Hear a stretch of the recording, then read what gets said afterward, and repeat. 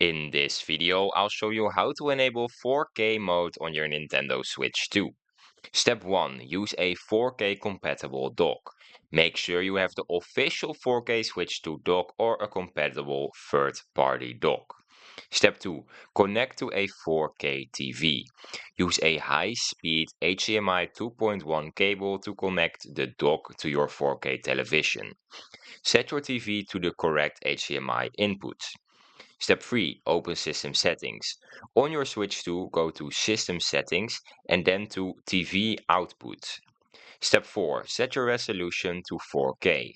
In the TV output settings, select Resolution and choose 4K or 3840 x 2160. Then confirm the change.